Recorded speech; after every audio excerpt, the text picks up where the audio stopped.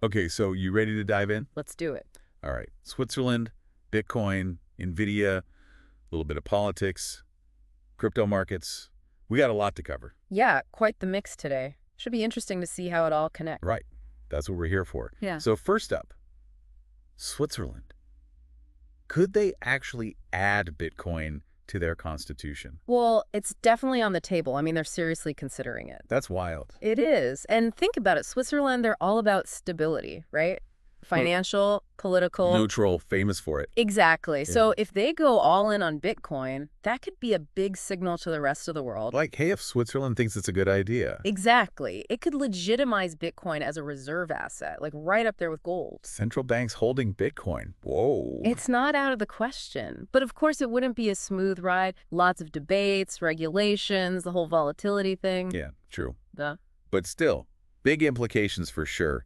And for our listeners, I mean, imagine what that would do to your Bitcoin holdings if other countries follow Switzerland's lead. Yeah, something to watch, for sure. Okay, let's shift gears a bit. Crypto market's been doing its usual thing. Up, down, sideways. It's never a dull moment. IRS is delaying crypto tax reporting, which I'm sure some people are happy about.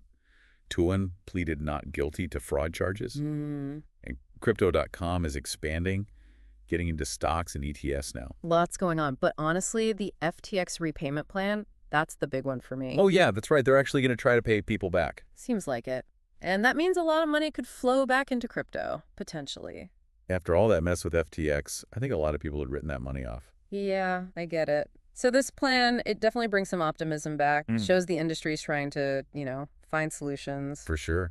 Speaking of interesting strategies, Michael Saylor and MicroStrategy, they're at it again, buying more Bitcoin. Oh, yeah, they're not letting up. Some people think they're crazy, but they're all in.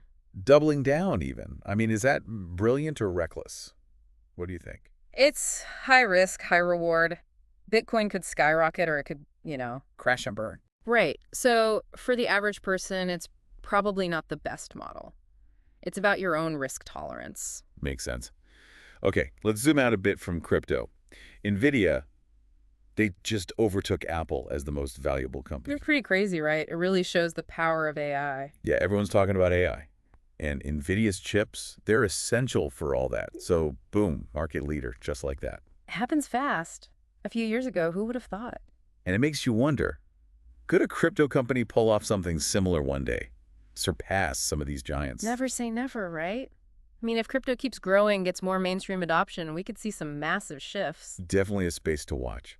Okay, one last thing. Kronos Community Burn Pool. This is interesting. It is. So basically, they're burning tokens, destroying them, which in theory should increase the value of the remaining ones.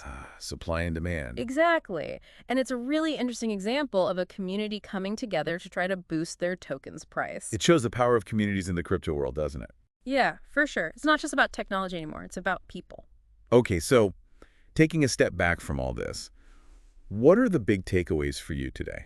I think we see how everything's connected, right? Switzerland and Bitcoin, NVIDIA's rise, this community-driven token burn, they're all part of a bigger picture.